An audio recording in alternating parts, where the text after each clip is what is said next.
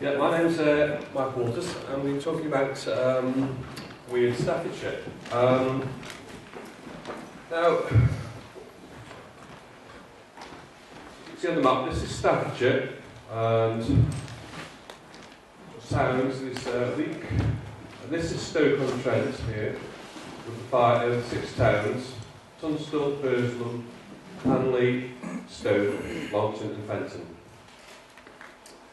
And the rest, you've got Stafford, South, Tamworth, Lichfield.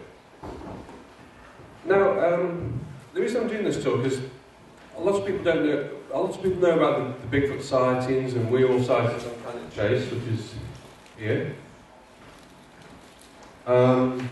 Because recently they've come to prominence, they've been into the local, started in local papers, now they're in national papers, the Sun, things like that, unfortunately.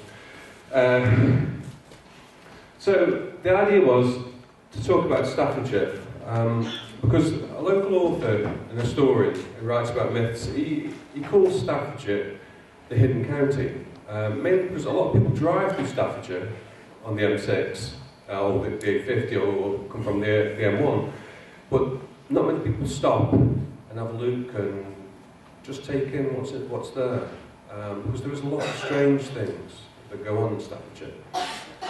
From Glenn's talk on Zooform last night, there's a lot of things like that. Bigfoot sightings. There's not a lot of forest in Staffordshire, unfortunately. Cannock Chase is probably the biggest forested area there is. And I'm afraid I don't think Bigfoot can survive there without being caught. Okay, so we'll start with the first story. Now, in 1967, in Stoke-on-Trent, which is there, from there to there. Stoke-on-Trent is roughly about 11 miles long, and it is wide as 5 miles wide. It's a strange city, and it's full of strange people and strange things, as we'll find out. Right, in 1967, Stoke-on-Trent was involved in a UFO plan, and two amateur astronomers, Roger Stanway and Anthony Pace, wrote this report. Basically, it's a very good report, and a lot of people have said it gives the Scotland Yard a run for the money because it's very in-depth and very interesting. Over the period of from August to November, Stoke-on-Trent was plagued, and the surrounding area was plagued by roughly 70 sightings, maybe more, because a lot of people don't come forward. Pace and Stanway interviewed over 200 witnesses, mainly within hours of each sighting, sometimes a day, very rarely any longer than that. So most of the sightings and most of the statements were captured quite early, so they were still fresh in people's minds. Now, the first one I'm going to talk about is this. This is from the report. It's a lot of the sightings were centred around a council estate called Bentley. And on the 2nd of September 1967, about 9 o'clock at night, a UFO was seen to land in a field next to the estate, which is there. The estate is here, and these are the fields. These are still fields. This is a modern Google map. This is the original area of the UFO landings and sightings, and this is the council estate. It says now there's a main road. There's quite a few main roads. A main road there. There's not many fields. So on the 2nd of September 1967, around 9 o'clock, a UFO seemed to land in the field, roughly there, close to the houses. It was witnessed by 2 women and 6 children. They watched it come down, and they decided to go and look and see if they could see this thing in the fields, because they could see the glow. And when it landed, they said it lit the field up like there was a fire, like it was on fire, like a bonfire, in fact. So they went across. They actually took the dog with them, which I thought quite brave of them, I think. Take a dog if you can. But they only got so far because it was marshy ground, so they couldn't go any further. So they returned back to the house and called the police. Now the police arrived within 5 to 10 minutes, which is unusual now, never mind then, I don't think.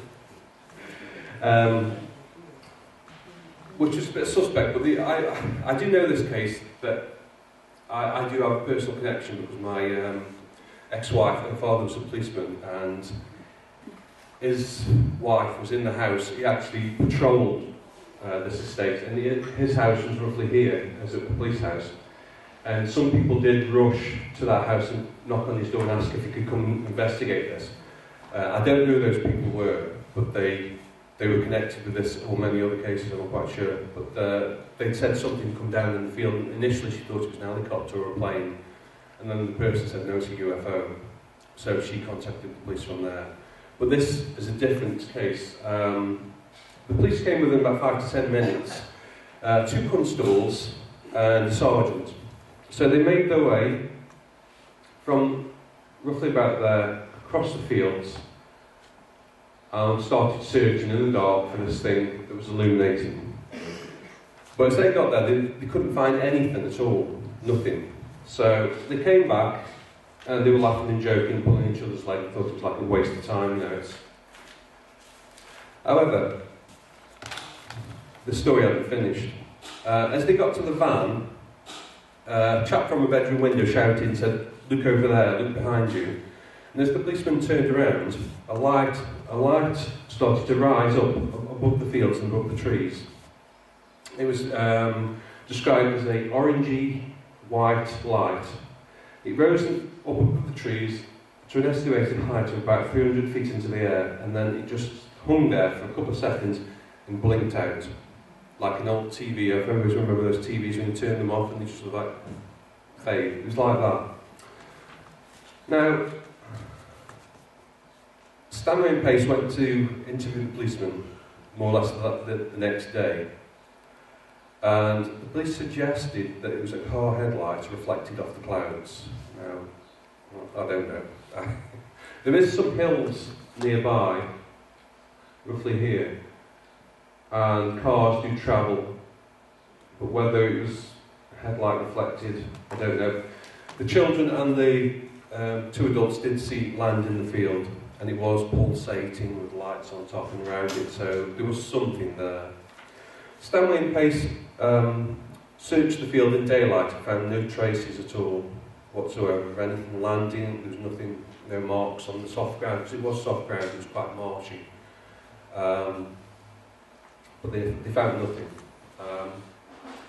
Like I say, this case, there was over 70 sightings in this flat from August to November, and it was in the radius of 20 miles of Stoke-on-Trent in Staffordshire. Things were seen on the M6. They were seen Crewe all the way down to, I think, I'll go back one. Yeah, there was a lot of sightings that area, not so much, some in Stafford, but they were mainly concentrated there, Cheshire, Staffordshire border. And there was a lot of sightings. Over 200 people were statemented. And yeah, I thought this was very interesting, because I have a report here, and it's fantastic reading.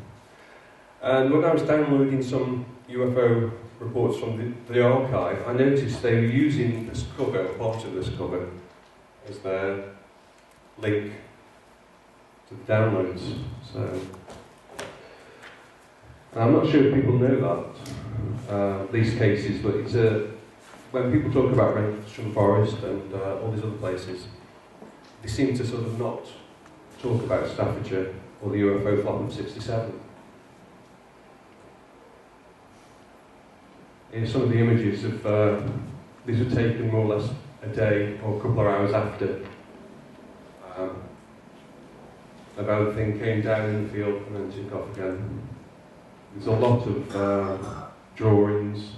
This is a very crude representation, because obviously remember they didn't have, I think this was published in 1972, so there was no Photoshop. So, as you can see, that's what the UFO supposedly looked like from the the road.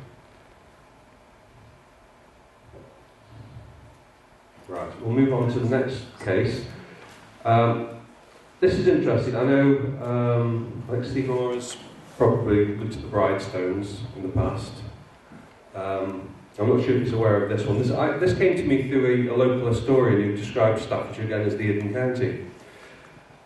It's a strange encounter. Basically, a North Staffordshire businessman was driving home from Cheshire into North Staffordshire. And he pulled up along the Bridestones. You can't pull up alongside. There's a road along them, and you have to get to them by a small lane. But he pulled along the road next to the field, and to answer the call of nature. And as he was doing what he does, he just sort of looked across at the Bridestones, and there was a light. And this light started to get brighter and brighter, and started to come across the field. And as it got so intense, he passed out. He just simply passed out. He woke with a start, really, actually, and he realised he was naked, or near enough naked, and he was in a bramble bush. So I tried insult to injury. His immediate reaction was he'd been mugged, but he couldn't recall anything, only this really bright light. So fearing for his safety, he waited for his eyes to accustom themselves to the darkness, and then noticed in the gloom the outline of a tree. So he ran for the tree, and then tried to find his car. And he saw the car down the road. You say he must have been up the road from this, the Bridestones.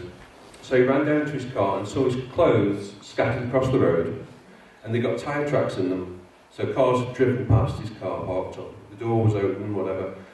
As he got to the car, his ignition keys were still in there. So he got dressed, jumped into the car, and raced home. And he initially thinks he was mugged, but to this day he doesn't know what happened, and he hasn't got an idea. He was scratched and bruised. Some UFO watchers believe that he was abducted by aliens, but he does not want to go for hypnotic regression. He's refused. He's a businessman, an Staffordshire businessman, and his name has not been put forward because obviously he just doesn't want his reputation ruined, to be honest. So I thought that was an interesting case. I really don't know if this is true or not, or if it's hearsay. The chap who told me is an historian, and he knows the businessman. He said he believes him when he said what's happened to him. It's a very strange case.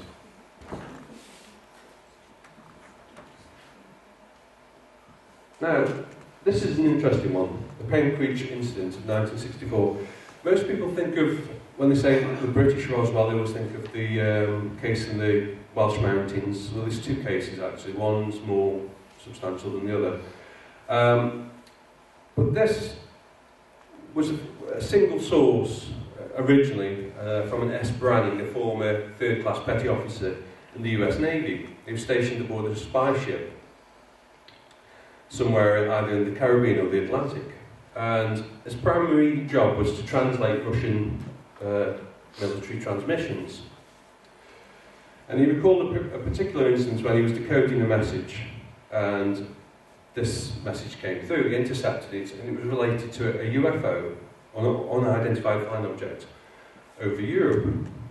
For which unknown reasons it had malfunctioned and plummeted to Earth, breaking in two parts and crashing. One part supposedly crashed in Penkridge, Staffordshire, while the other crashed in West Germany. Now, this was the only source for the case, so I don't know how old this is actually, I'm not sure about this. But also, with the downed craft, 3 bodies were recovered, but it doesn't say where they were recovered, whether it was Germany or whether it was Staffordshire, by NATO forces and American intelligence officers. Now, a second source appeared. Now, this came in Nick Redfern's book, Cosmic Crashes. According to the book, Nick Redfern and Irene Bott, who ran the Staffordshire UFO group at the time, got a message from an Harold South, who claimed to have witnessed the recovery. South said that he came across a roadblock in Penkridge in February or March in 1964. He says it included military and police personnel. And he was surprised to see a Queen Mary RAF transporter in a nearby field with a mobile crane and lots of activity. So instead of just turning round, he decided to go park further down, get out of the car, take his camera and go and take some photographs. So he crossed a couple of fields and noticed that they were putting a triangular object onto the back of the trailer, and it was partially covered by a tarpaulin. So he took a few photographs, and at this stage he was observed by two police officers. So he left the scene, got into his car, went back to work. Later that day he went home, and he was told by his mother that he'd got to go to the local police station because he'd been observed putting up a motorcyclist on the road, and the police wanted a word with him. So he left to go to the police station. While he was at the police station, the police came to his house and removed his camera. I think he did get it back, minus the film, quite a while after that.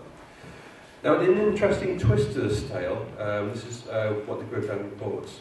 When they went to interview him, South seemed hesitant to speak to them, and he eventually said that he'd had a phone call from the Ministry of Defence just an hour before Nick Redfern and Irene Bott had turned up.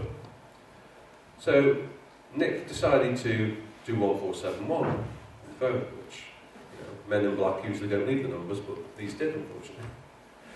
They determined that South had indeed been called by an operator operator controlled by the military. He was also given a number to call them, and this number turned out to be a Ministry of Defence Guard service at Whittington Barracks in Lichfield in Staffordshire. Make of that what you will, I don't know. There's not much, that's all information there is on that case. It's strange that the US bit was quite a way before the Howell South. He came forward after an appeal was put on local radio and newspapers about this case. Does anybody remember? And he came forward, said he remembers a roadblock. But that's it. That's all you got. It is a strange one. A very strange one.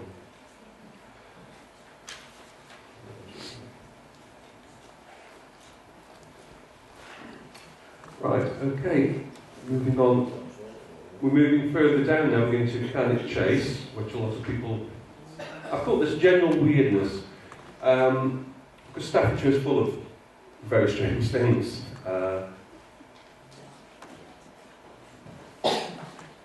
Now, Cannock Chase is renowned for its Bigfoot, black cats, werewolves, UFOs, you name it, it seems to have got it. But what a lot of people don't know, is Cannock Chase was utilised by the British Army during the First and Second World Wars. They were used as training camps and other things. And alongside these camps, German prisoners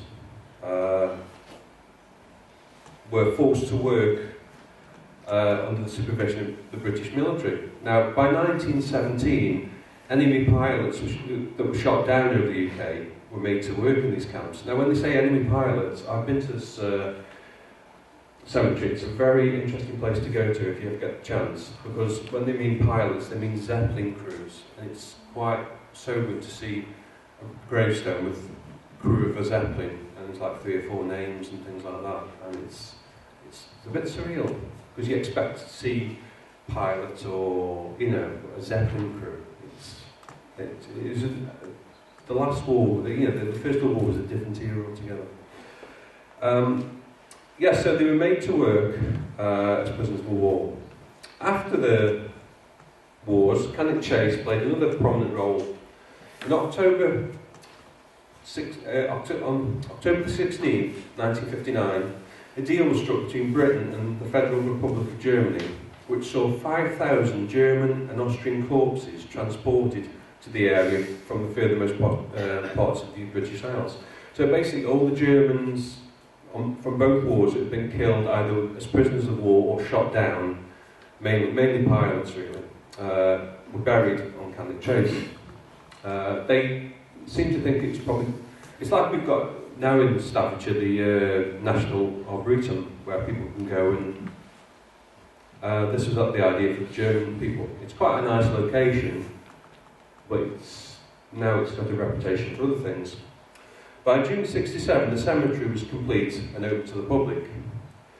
Even to this day, many people have reported sightings of ghosts in full military uniform in and around the cemetery, sitting on gravestones or standing in silent reflection.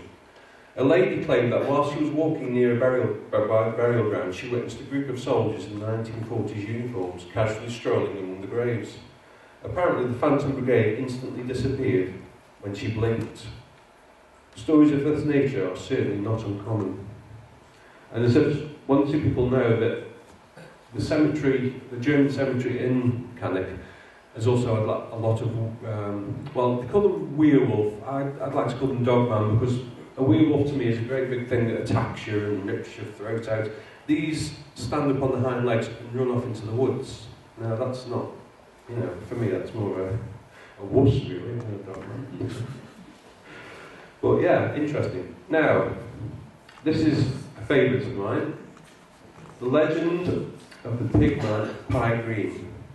Now, with the army bases and the military bases on the Cannock Chase, for some reason they decided to create a legend to keep people away from the military bases. So they came up with this idea. I don't know who came up with it. It's a very good one. Basically, after the Second World War, British and American scientists came up with a plan. They needed a test subject. So they kidnapped a woman, as you do, hypnotised her. I don't know why they hypnotised her, but kidnapping's bad enough. And they impregnated her with pig DNA, human spliced pig DNA. So they created a creature so they could test whatever they were going to test, these evil tests on this thing. So she went full term and she didn't show signs of pregnancy. So after 10 months they thought, well, it's failed. So they stopped monitoring her. But what they were surprised to realise is after 10 months she became pregnant, or she was showing signs of being pregnant. Later she bore a baby, a human baby, with the snout and the face of a pig. Much later this creature grew up to adulthood and left to live in the woods, because that's what you do when you're a pig man. You live in the woods. You don't get a job. So yeah, he left to live in the woods, as you do, and that's where he was been seen ever since. Now this is the legend, and a lot of historians think it was somebody in military intelligence thought it was a good idea to come up with this thing to keep people away from the camps. I think it's probably a First World War thing, to be honest. But as we were talking about last night with Zoo Form, sometimes the legends become reality. In October 1993, whilst walking around Castle Ring, now Castle Ring is a Iron Age hill fort. I do apologise. It's a fantastic location to visit, but it's also again got a lot of paranormal and strange associations. Again, Bigfoot, werewolves, UFOs, black dogs, black cats, you name it, they've got it at Castle Ring. But it's an interesting place to visit anyway. And now they've got the Pigman. John and his wife Anne heard some strange noises coming from the surrounding trees. Thinking that it was a local couple having an illicit liaison, they quickly moved away. Whereupon quickly moved away towards the direction of their car. Upon reaching the steps of the car park, he happened to turn round and saw the strangest creature he'd ever seen. This thing was 7 foot tall. From the neck down, it looked like a man. He was wearing clothes, but it had a head. The head was far too big for a human, and it had an elongated face and snout-like nose. So basically, he said he saw this. When he pointed it out to his wife, she became terrified. Well, I think I'd be more than terrified if that was behind me. So they started walking more quickly. Now, I'd have ran at this point, so I wanted to walk more quickly. I'd have ran for my life.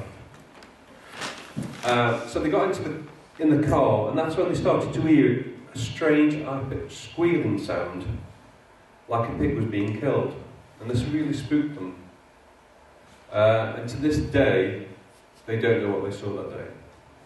They stand by their story, that this, as they saw the Pigman of Pye Green. I really can't comment.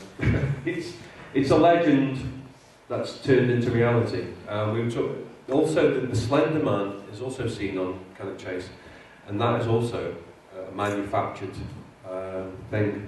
So I don't know. This is another one from Cannock. Now I've tried to keep away from Cannock, but unfortunately Cannock it's a hotbed for weirdness and strangeness. A werewolf, again werewolf, I don't like the term, but was seen rummaging through a litter bin.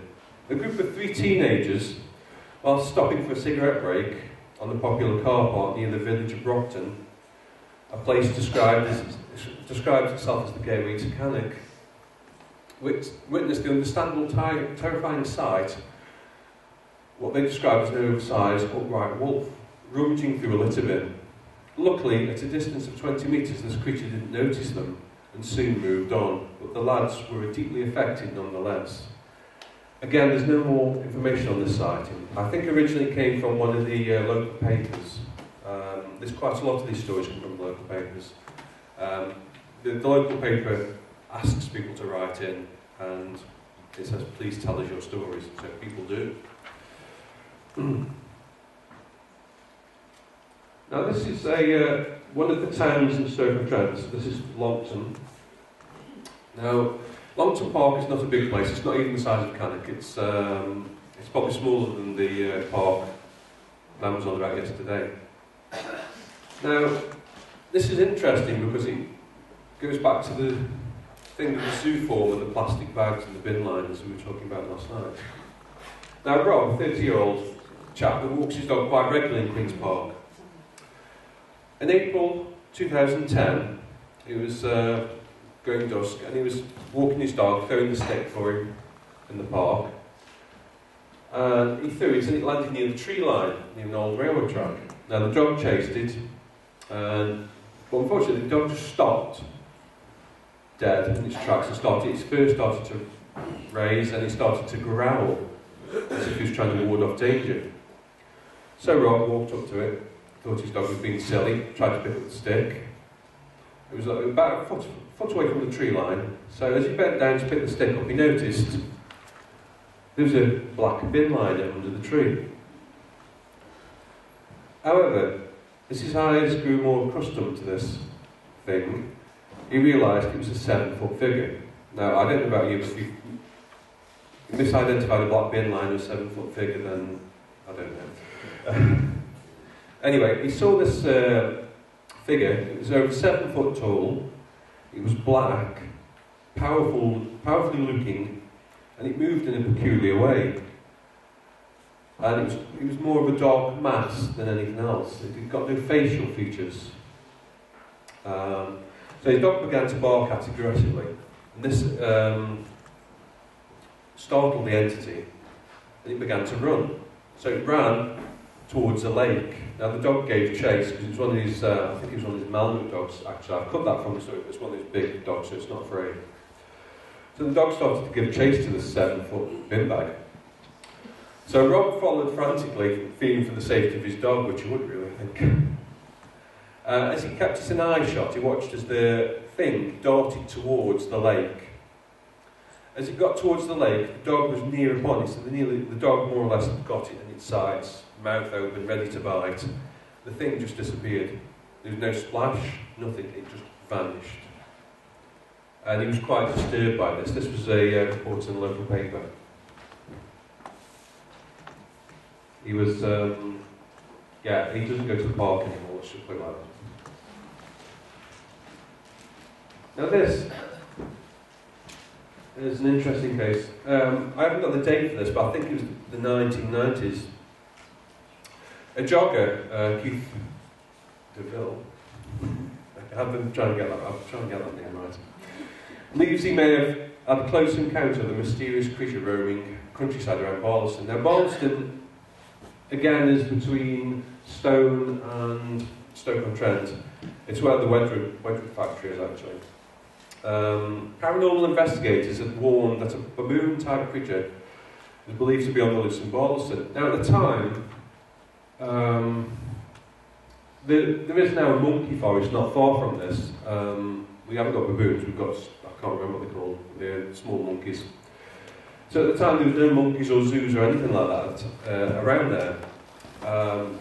Mr. DeVille from Aaron Cross was going for an early evening jog with his friend and dog Max. And as he was running, 3 kids approached them and said, "Have you seen the baboon?" So he told them basically to clear off. But as he got towards the trees, his dog started to go berserk. So he said, "We stopped to listen, and there was definitely something in there. It was chattering just like a baboon or monkey. Sightings of the creature revealed that it's light brown in colour and has fangs and red eyes." Now, that's a baboon. I've never seen one with red eyes, but I don't know. I've not travelled to Africa, so I don't know. Podger's organisation for paranormal investigation camped on the Downs on Saturday night after police confirmed that the sighting had been reported to them. Now, you get this a lot. The police do get called. Like I say, my ex-father-in-law was a policeman, and he told me that they do get a lot of calls, everything from vampires to, this was the 70s, Bigfoot and everything. And a lot of the time, Staffordshire police do go and have a look, which is good on them. But, yeah, this baboon wasn't caught. It was never, well, I assume it was never seen again. It just disappeared. So they think it was basically a pet or it escaped from somewhere, as most of these creatures usually are. The land must be full of them. Right, now this is another town of Stoke-on-Trent, Burslem. They call it the mother town because basically this is where the pottery industry more or less started. Now this is an interesting story because ghosts usually are quite silent, or they float, or or they pull, like with Steve, they attack you and slap you. This one decided to have a chat. Shane and Chloe were enjoying the night in Burslem in the 1990s. Exact date unknown, but it was in March. Around 9 o'clock they decided to go home for a bite to eat because it was a Sunday evening.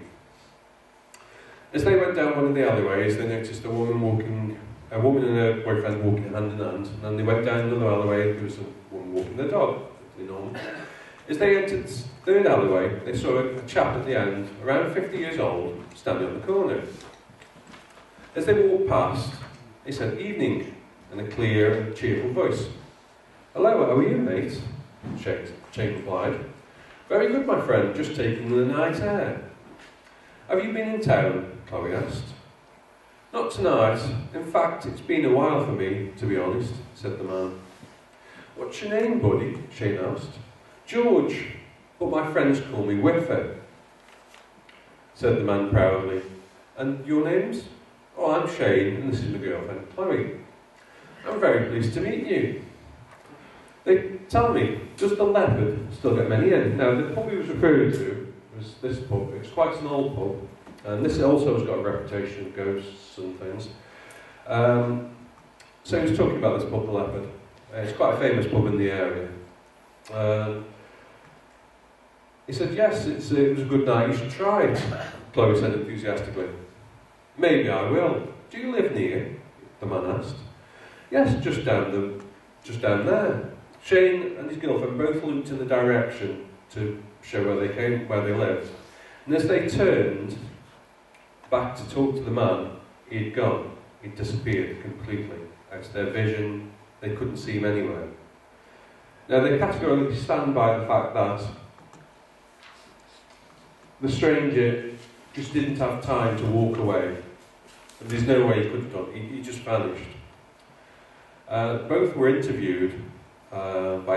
Both were interviewed independently, and neither showed any signs of lying. In fact, they both came across as very genuine, intelligent, and truthful people.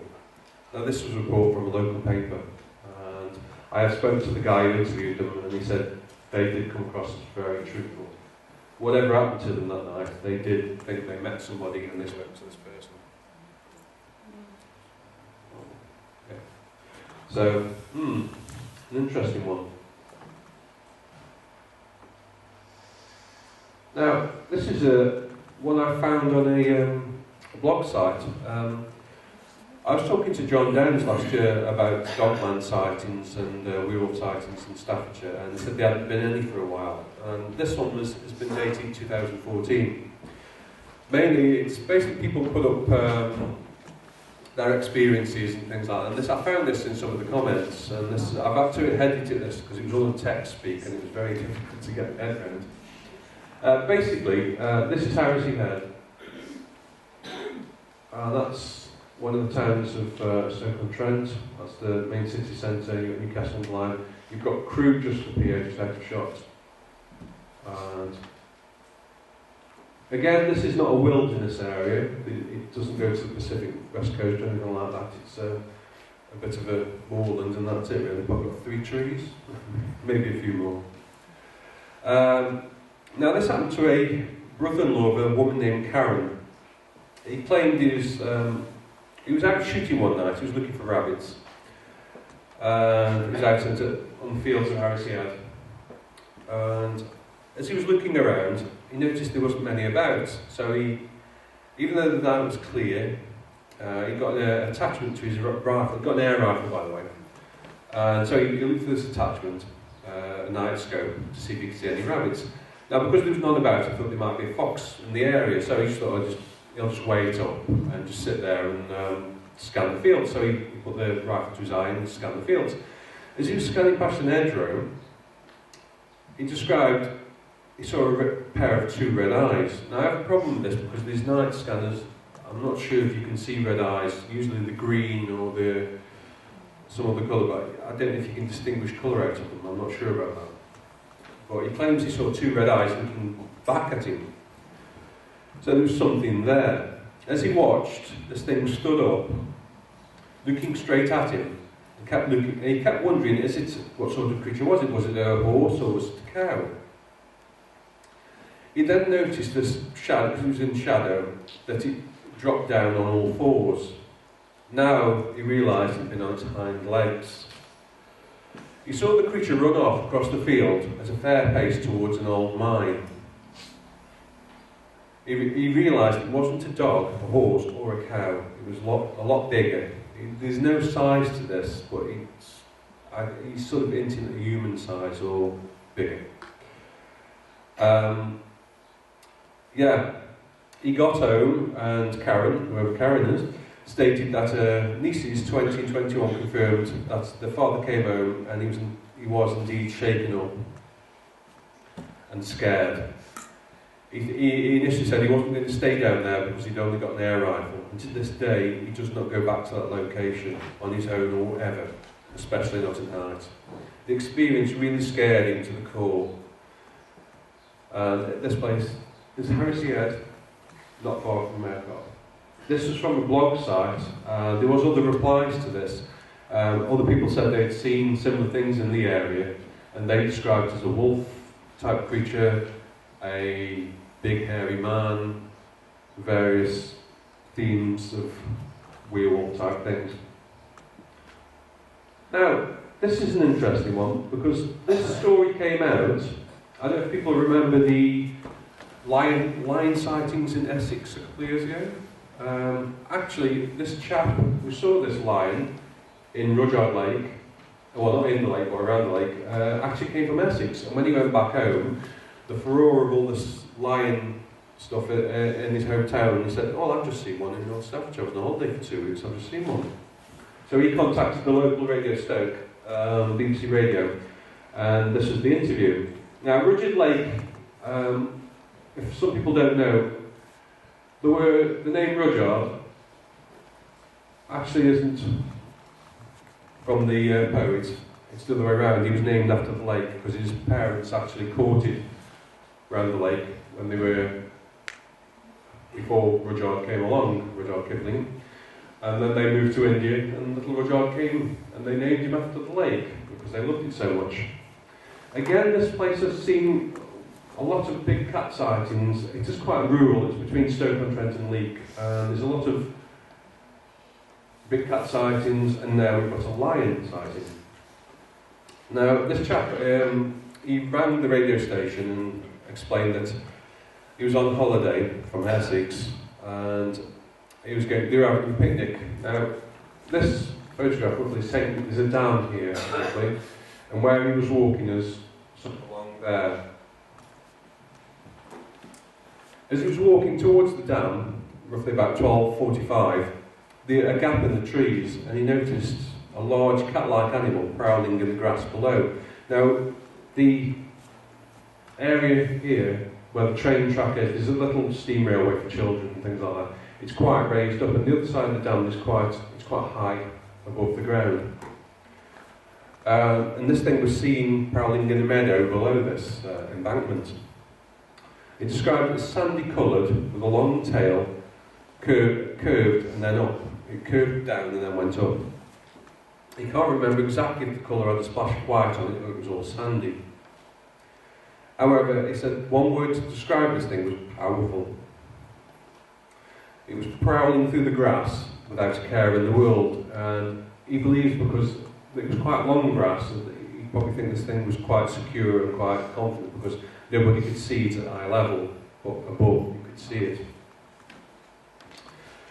Now, he watched it for quite a while, and then realised he'd got his mobile camera with him.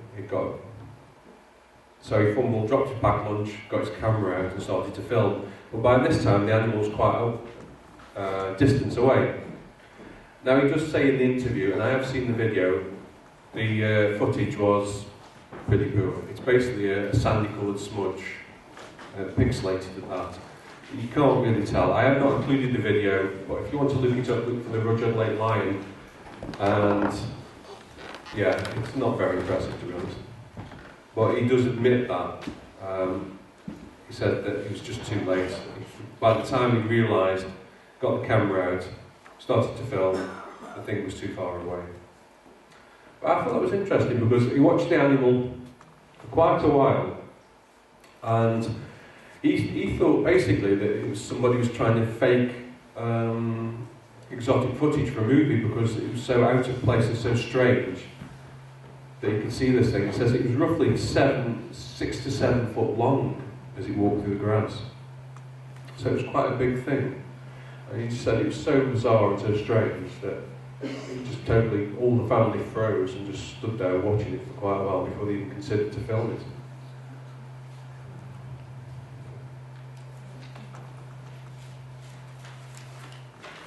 Even so that when the thing disappeared into the trees, they went on their business, carried on with the picnic, and sort of in a state of shock, they sat down, had their lunch, and then when they walked back, they got the cameras out, realising that they might see it again. Unfortunately, they didn't see it, and he was quite upset about that. They said, if he'd only just picked his camera up sooner, the video would have been so much better. It seems to be the rule of law with these sort of things, doesn't it? Staying in the moorlands, the faceless man of the moorlands. Now, in Staffordshire, we border the Peak District. We have not much of the Peak District, but we're quite proud of it. There's quite a bit in there. Now, the Roaches near Leek are an outcrop of rock that a lot of climbers like to use. Now, on June the 3rd, 2015, Becky and Nicola were hiking near the Roaches, and they were going to do some climbing on a climb up the chimney. Now, Becky was the more experienced climber, so she went up first. And as she started to climb, she noticed that I think she was 10 feet from the top. The air seemed to leave her like a void, like she was in a void. She continued, it felt like time had stood still for me. It was just then that Becky heard something moving around the ridge about 10 feet above her. Debris and foliage blew over the edge and above her head. She looked up. It was then that she saw a figure of a man facing straight forward, staring into the distance. He appeared directly above her. just looking off at the general distance, taking in the view probably. It's when he looked down at her that it freaked. As he looked down, she realised he had no facial features whatsoever. His face area was completely and utterly blank. This freaked her so much she nearly lost her grip and nearly fell. She screamed. Her friend who was at the bottom looked up and also screamed because she could see this guy had got no face. Because the rocks aren't that high, you can actually climb them and they're not like mountains, they're quite reasonable.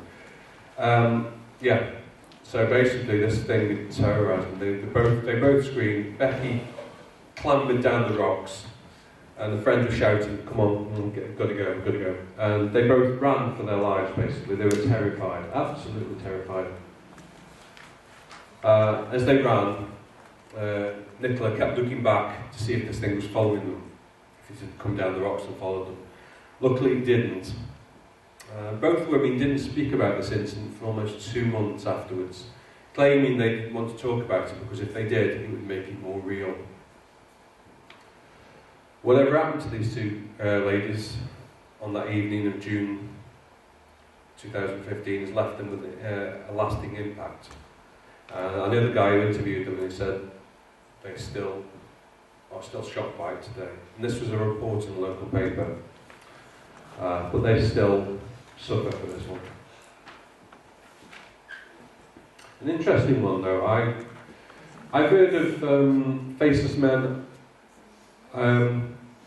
North Staffordshire's got a lot of coal, used to have a lot of coal mines, and one of the stories I was told was a story of a faceless miner that would haunt the galleries and the shafts. And I was told first hand by a guy who said he'd seen this thing. He was on shift one day and he was waiting for the end of the shift, and it was a mile-long roadway with only a little machine at the end, in the middle of this thing, and he just had to make sure everything went to London. And he got a single strip light, so you can imagine it's complete dark that side, complete dark that side, and a little strip light. And he said, yeah, I sat there waiting for the end of the shift, and there was a guy who comes to relieve me after eight hours. So he heard footsteps coming down the corridor, well, the walkway. And as he looked up, there was somebody coming, mining, got the lamp on, everything, so he thought, great, starts packing up his lunch and everything, his empty tins. And as the guy got closer, the strip light started to illuminate the miner. And he said, nothing odd about it, got the belt, the overalls, whatever. But as he got closer to the machine, this miner looked up, because his head was pointed down, he looked up, and the guy had got no face at all. And this guy freaked. Obviously you would, because you're about 2 miles underground or whatever, and there's nobody about for a mile in either direction. You're going to run. And this guy ran. And he said to me, I've never been so scared in my life. I ran and ran. He says, because this guy had got no face. He said, he was a miner, he'd got all the equipment, he didn't look like a ghost or anything that was not solid. He was actually making the dust fly up as he walked. But he'd got no face. And this is the second one I've ever heard of the faceless man. An interesting story. Another dog man. We seem to have a lot of dog men in Staffordshire. I don't know if it's the air or the countryside or what. Probably the walkies. This is a guy named Martin, a local guy named Martin. In the 1990s, he was travelling between from Nottingham through the moorlands after visiting his girlfriend. Now, it was a summer night in 1992. He was driving from the East Midlands, and he was going through Ashbourne and then on through the moorlands, Staffordshire moorlands. As he was driving along this road, he noticed something crossing in front of him. He describes it as wolf-like. And as this thing was crossing the road, his headlights catch it and it freezes, like a lot of animals do. You catch them in the glare of the headlights and they freeze, don't they? And this thing froze on the road, but it fully stretched out across the road, so that it was from both sides of the road. This thing was massive. He said the thing that he described it best, it was very muscly, and had massive shoulders, and it reminded him of a young bull. But it was very wolf-like. For some reason, he thought turning his headlights off might be a good idea. Now, I didn't think that would be a good idea. Reversing very quickly would be a good idea. But yeah, he decided to turn his headlights off in the hope that this thing would unstartle it and it would move on. As he realised his mistake, he turned the headlights back on again and noticed that the thing had crossed the road and was now heading into the bushes. It turned, looked at him and slank off into the undergrowth. He's since been driving this road quite a few times. He's not seen anything since, or ever again, to be honest. But he, again, was very traumatised by the event, as you would be. Something that fills the road from one end to the other, and it looks like a wolf, but it's built like a young bull. I don't think I'd want to meet that from the dark, ever. This is an interesting one. I'm quite sceptical about this. I'm quite sceptical about all of them, but this one even more so. For a lot of people who don't know, Captain Smith of the Titanic fame, he was born in Stoke-on-Trent.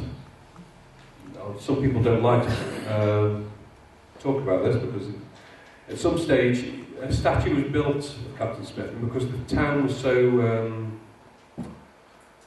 I can't remember the word of it now. They weren't happy about his role with the Titanic disaster. That I think was it Litchfield bought the statue, and it flooded regularly apparently.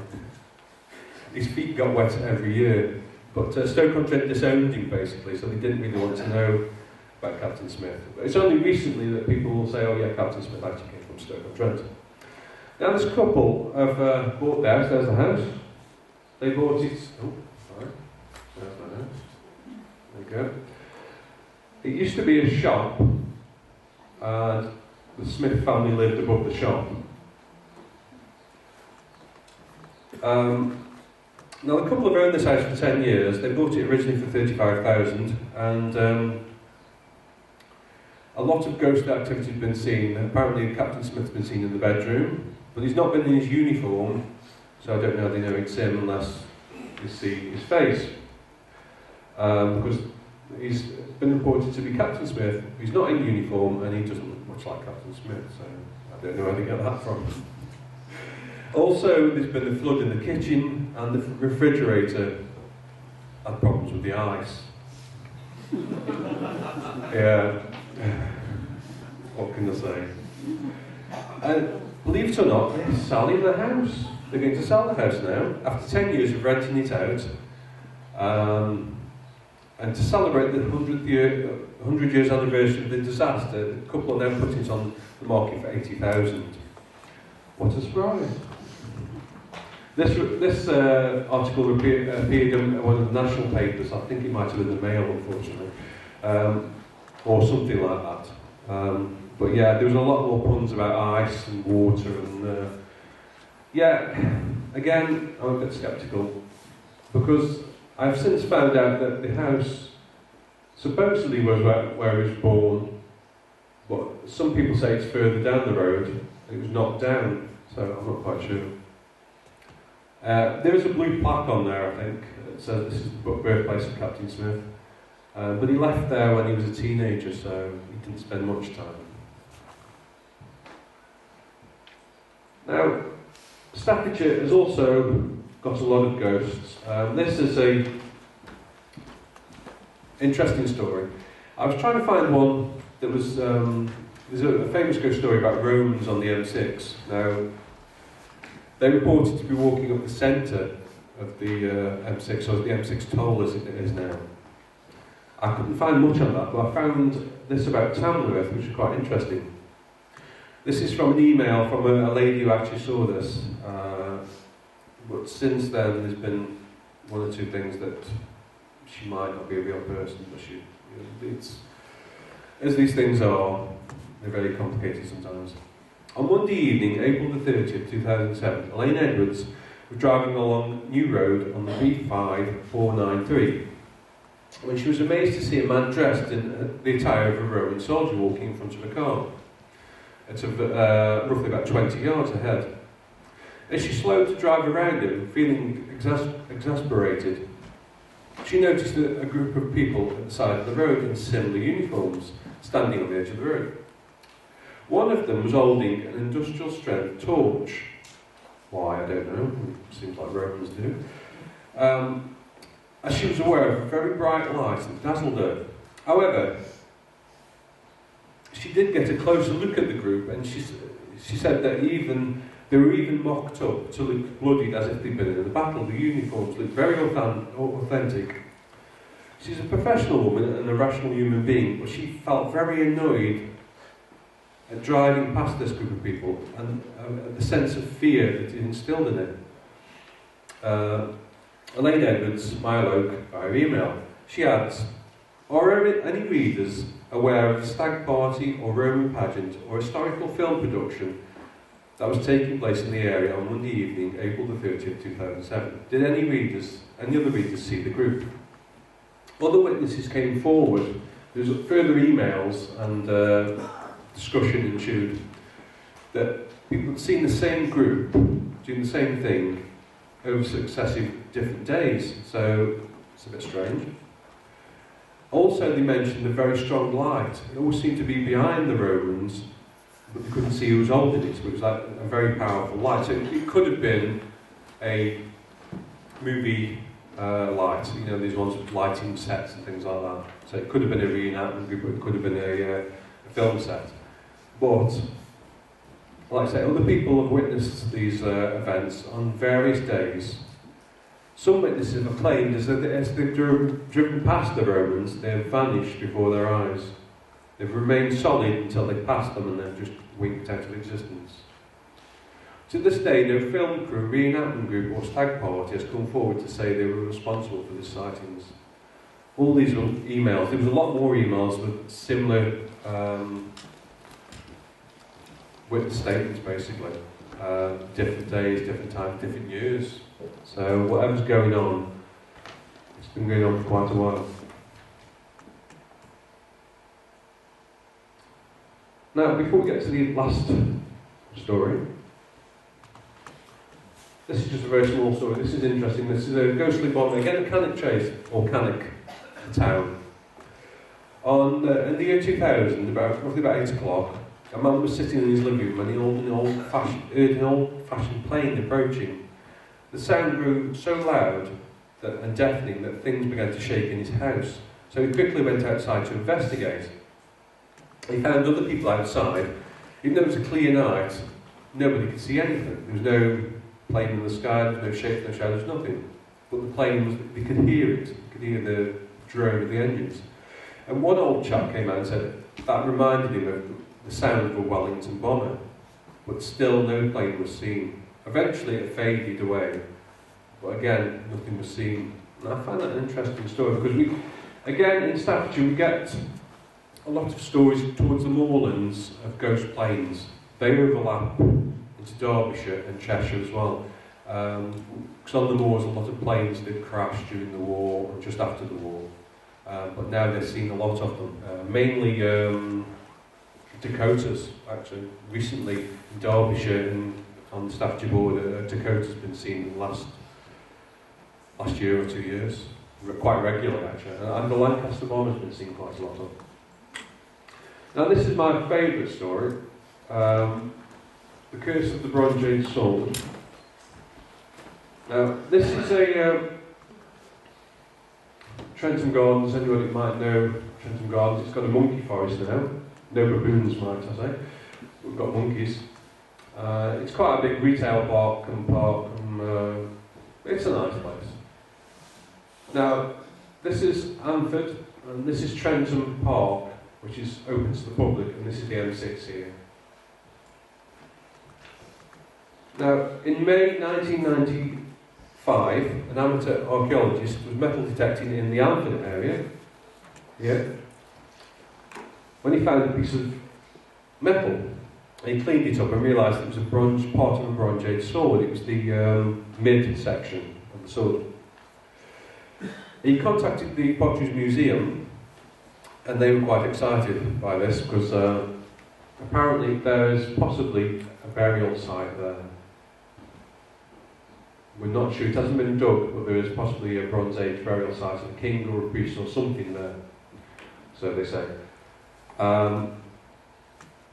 So he contacted the museum and they said, yeah, we've loved to see this thing, so they took it to the museum, and they were excited, obviously, because it's a bronze-age sword.